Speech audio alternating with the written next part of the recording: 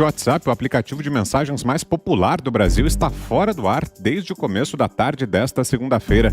O aplicativo caiu junto com o Facebook e o Instagram, todos pertencentes à rede social de Mark Zuckerberg.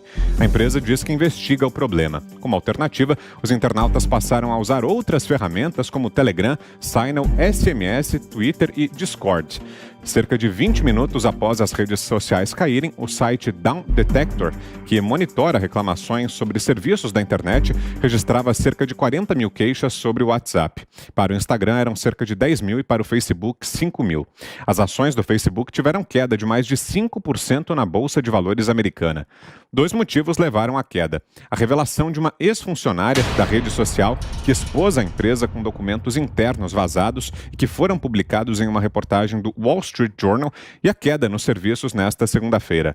A ex-funcionária do Facebook, Frances Haugen, de 37 anos, trabalhou como gerente de produtos na companhia e era responsável por projetos relacionados com eleições. Ela revelou sua identidade no último domingo em entrevista à emissora americana CBS News.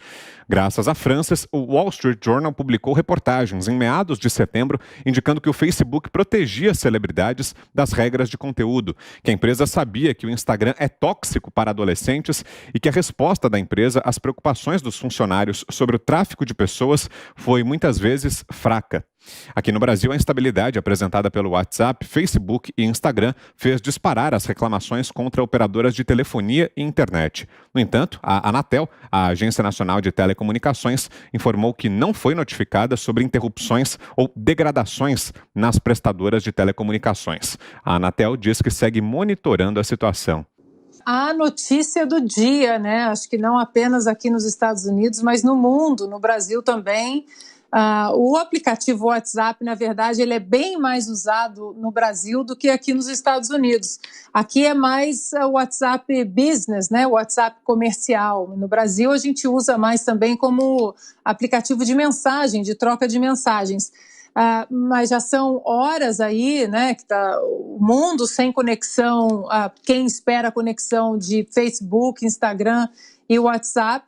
E isso aí levou muita gente a suspeitar também de hackers, né? Já que há uma notícia ainda não confirmada aqui nos Estados Unidos que mais de 1 bilhão de informações sobre usuários do Instagram e do Facebook estariam sendo vendidas num fórum de hackers. Essa informação ainda não foi confirmada pelo Facebook. Tudo ainda no chão, aqui nada funcionando, e aí traz aquela velha história que a gente vem discutindo já há algum tempo aqui, né, nos Pingos, a segurança das nossas urnas eletrônicas. Ai, meu Deus, Ana, você vai voltar de novo nesse assunto? Mas é claro que eu vou voltar nesse assunto se grandes empresas aí do Vale do Silício, que tem um sistema de segurança muito forte, Facebook, o Instagram, o WhatsApp, o próprio site da NASA também, o Pentágono, se eles podem ser hackeados, por que nossas urnas não podem ser hackeadas? Aí eu fui no Twitter mais cedo, fiz uma brincadeira, né? Falei, gente, não se preocupa, poderia ser pior, as nossas urnas são invioláveis, segundo os nossos iluministros, então a gente está tranquila, não é para se preocupar. E aí muita gente, né, não entendeu a brincadeira e teve gente que ainda disse o seguinte, mas as urnas no Brasil, elas não são conectadas na internet. É muita inocência, né, Vitor? Porque nós mostramos aqui há alguns meses, né, algumas semanas, quando ainda estávamos debatendo o assunto das urnas eletrônicas sobre a PEC, que passaria ou não, né, e seria votada no Congresso, o próprio hacker, né, que entrou via conexão à internet no site do TSE e disse que ele poderia modificar algumas coisas assim. Muita inocência acharmos que hoje o mundo conectado do jeito que nada pode ser acessado, né, da internet. Eu quero aproveitar esse assunto, Vitor, e me alongar só um pouquinho aqui, porque é um assunto que acaba entrando dentro desse contexto todo de Big Techs, da própria a moça dentro lá do Facebook que conduziu toda a reportagem que foi muito bem vista aqui nos Estados Unidos, no 60 Minutes, né, dizendo como que essas operadoras e redes sociais, como eles escolhem quem eles vão regular ou censurar, e nós vimos muito isso, muita censura aí para o lado do Donald Trump na eleição do ano passado e nada de censura para o lado de Joe Biden. Dentro desse contexto todo envolvendo Big Techs, saiu agora semana passada grande parte da auditoria da eleição presidencial aqui dos Estados Unidos, do estado do Arizona. E alguns pontos aqui eu anotei só para a gente passar por eles sem muitos detalhes, mas aqui são eles. Todos os detalhes estão na internet, porque é um relatório, Vitor, que ele foi debatido e mostrado no Senado do estado do Arizona, né? Que aqui cada estado também tem o seu Senado. E o que tem nesse relatório? Que, lembrando, detalhe, Vitor, a diferença de Joe Biden para Donald Trump no Arizona foi mais ou menos 11 mil votos. Aí o que esse relatório mostrou e que foi apresentado de forma oficial no Senado do Arizona, que 20 mil cédulas talvez foram duplicadas, que 29 mil cédulas que poderiam ser duplicadas, 27 mil foram confirmadas que elas foram duplicadas, milhares dessas cédulas aí fantasmas, a votação eletrônica, que teve análise técnica do Dr. Shiva, né, que foi um aí dos criadores do e-mail, que fez parte dessa auditoria, a votação eletrônica, os logs foram destruídos, né? Nós comentamos isso aqui sobre, né, os nossos logs aí do Brasil e aquele relatório da Polícia Federal. Mais de 20 mil arquivos foram deletados. As urnas que não poderiam estar conectadas à internet, muitas estavam conectadas à internet. E a imprensa, obviamente, não noticiou nada, nem aqui nos Estados Unidos e nem no Brasil.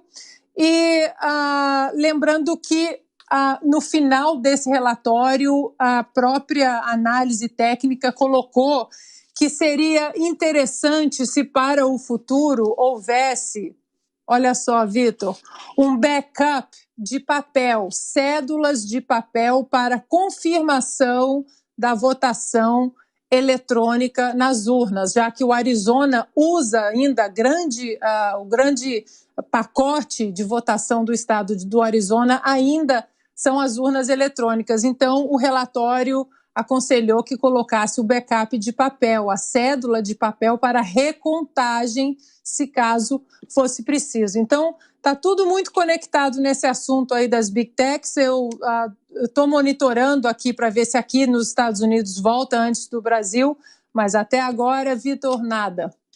É incrível, né? A gente vê a dependência a que chegamos. E é por isso que a gente insiste tanto, foi bom a Ana lembrar da questão das urnas eletrônicas, mas a gente insiste tanto também na questão da liberdade. A gente precisa ter liberdade para usar as redes e não pode ficar à mercê da tirania dos donos de redes que acabam tendo um monopólio de algumas delas, né? E a gente vê que, ultimamente, eles vêm censurando apenas um lado do espectro ideológico por questões políticas e ideológicas, e agora pegou todo mundo. Quando pega todo mundo, as pessoas sentem o tranco. O Fiuza bem falou aí, eu peguei o finzinho da fala do Fiuza, o Fiuza bem falou aí que as pessoas, tem muita gente aplaudindo, né? Tem muita gente e pessoalmente é o que mais me assusta, não é nem tanto a censura que vem de alguns tiranos aí de Big Techs, mas as pessoas que aplaudem isso. Isso mesmo, tem que prender esse deputado mesmo, desaforado, falou isso, falou aquilo, esse caminhoneiro, esse jornalista. Quer dizer, prende os inimigos, mas a hora que puder ameaçar a tua liberdade, aí aquilo incomoda, né? Eu estou só fazendo esse apanhado geral porque hoje estamos todos sem a liberdade de uso de redes sociais por outro motivo, né? De algumas redes sociais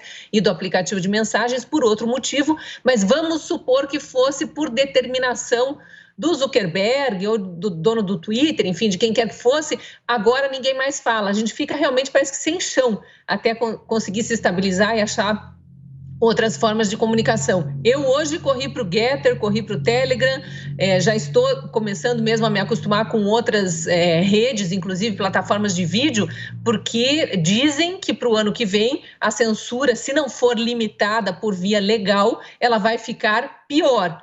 E aí a gente tem todas essas questões de tecnologia também. Tem vários sites anunciando aí que redes de hackers estão vendendo dados, que o Facebook teria vazado, quer dizer, que teriam conseguido vazar 1,5 bilhão de contas do Facebook. Então, são coisas para a gente ficar atento nos próximos dias, para ver se confirmam ou não, porque a gente soube o que aconteceu com aquele vazamento de dados da nuvem dois meses atrás. Está todo mundo aí, acho que todo mundo conhece alguém, se não sofreu pessoalmente, uma tentativa de estelionato por WhatsApp, e ainda o pessoal dizendo que é em função daquele vazamento de dados da nuvem 2 meses atrás.